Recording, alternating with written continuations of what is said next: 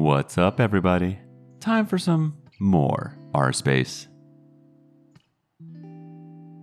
I, 34, might be a boy's, 15 male, father, and I'm anxious about telling my wife.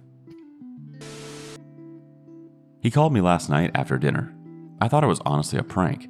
He mentioned his mom's name, who was my ex in high school, and she passed away of complications from COVID a few months ago.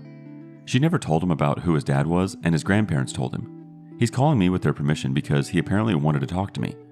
I was already speechless and don't think I reacted well to the boy. His grandma, my ex's mom, took the phone from him and I recognized her voice. She explained some more. The fact that my ex found out she was pregnant after I broke up with her because I wanted to go to an out-of-state college and we didn't want to do long distance. She said they were against it because she was still young, but that's how she wanted it. This was too much. I didn't want to believe it. She told me we could get a paternity test done since I don't believe her, but I should get ready to accept that I'm his father once the results get back. This kept me up all night. My wife could tell something's up, but I haven't had the guts to tell her yet. We're still on the fence about having kids. If he ends up being mine, then that impacts both our lives when we weren't even sure about wanting children. A teenager isn't a child, I know, but still. She deserves to know, but I can't get the words out. Update. Thank you all for your helpful advice when I posted this before. It really eased my nerves about telling my wife because, you're right, it's not like I cheated and I never even knew about the kid. After I told my wife, we reached out to his grandparents to arrange getting a paternity test. My wife and I talked many times even before the results came in. This was wild for her, as it was for me. But she told me if he's my son, then he needs me and she hopes I feel the same way. I do completely. Not going to run out on the boy for my own actions. I'm glad we were on the same page about that. The fact that she told me she would have lost respect for me if I didn't want to try being involved or at least support my kid was heartwarming. She's incredible. Got the results back a couple of days ago and we took a look together. I'm his father. I don't know why, but I was crying. My wife hugged me. Honestly, I don't know why I did. It just hit me that I'm a father and all the time we missed together. We talked to his grandparents again and I got to talk to the boy for a minute. Mostly to tell him I'm sorry for how I initially reacted with him and that wasn't fair to him. Kid seemed really eager for us to meet. I am too. He asked me if it's okay to call me dad, and I'm like, of course it is. We're still trying to figure things out in terms of scheduling a meeting. He has my number now, and he texts me every day. Nothing in particular, just to say hi. But it makes me smile, and he seems like a sweet boy. My wife says he has my crooked smile. I have no idea how she's managing this so well. I've been a wreck these last few days, going from panicking, holy crap, I have a son, what am I going to do? To feeling sad and guilty about missing out on his life. And then talking nonstop about little stuff he's told me about himself so far. I've even asked my wife, how the heck are you so composed right now? The following days after, I told her she was distant while she tried to process it, but now she's in that let's get down to business mode. She thinks maybe it's just her way of still processing this. I'm so grateful I told her. Having her support has made this a lot easier. Our first reaction is from First Room Right. Are you still in another state? Could you have casual meetings in the future, or would it mean traveling each time? Congrats to you and your son, and somehow your wife. OP responds, still in the same state.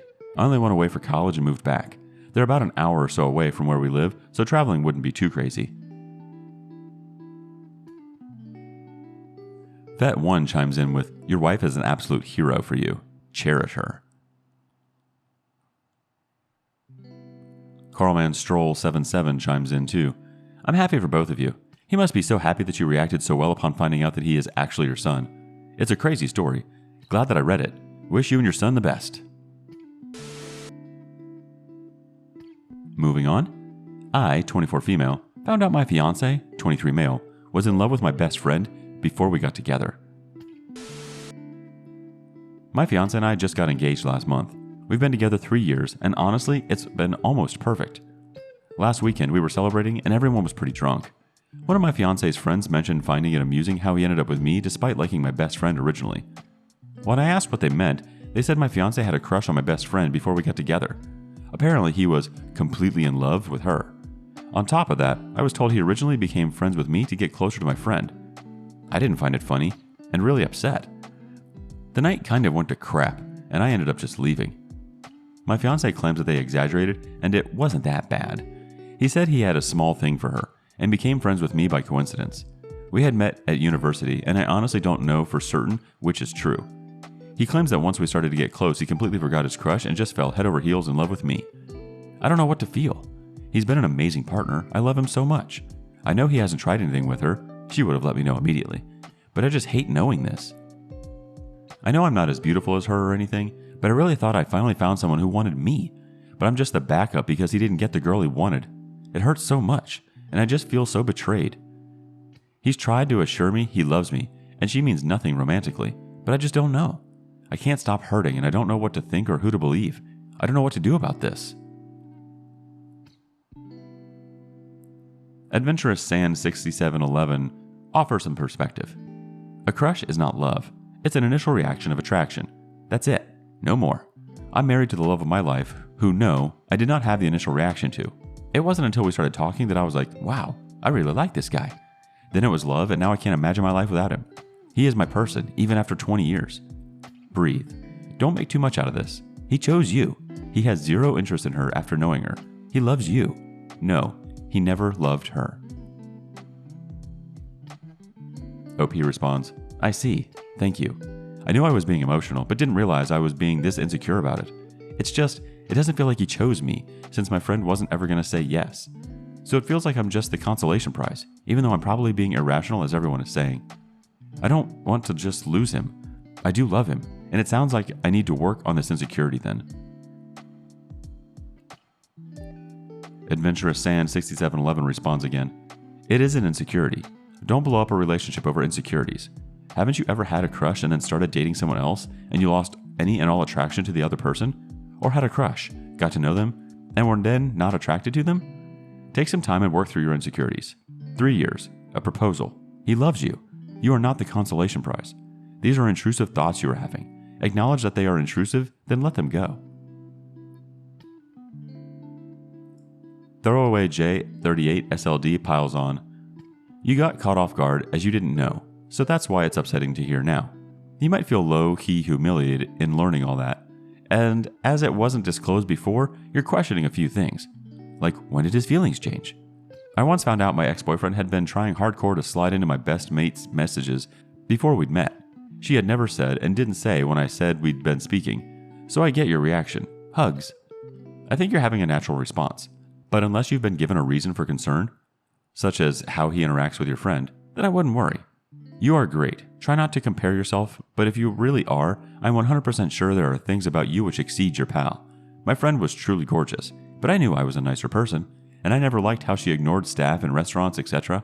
If that helps, don't feel bad having some things to just tell yourself. Next story. Girlfriend thinks she is 80% the reason for my success and got mad when I told her she is not. I've been dating my girlfriend for about 3.5 years now. I am 29 and she is 28. Overall, our relationship is great and we have a good dynamic. Today, we hosted some family members because I got a huge promotion. While her mom was congratulating me, she said something along the line that she is 80% the reason for what I have achieved in life. To this, I just said, yeah, you wish. After this, she has been pretty much mad at me that I don't appreciate her, which is not true.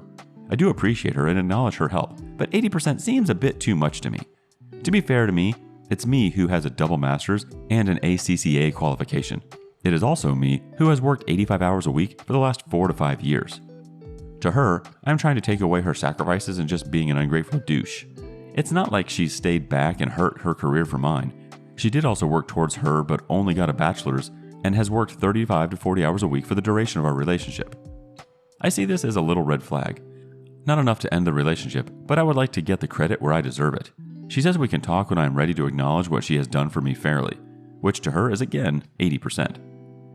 How the F should I deal with this? My mom thinks that I should just agree with her if it makes her happy, but I don't think that's fair to me. Any advice or opinion in my relationship?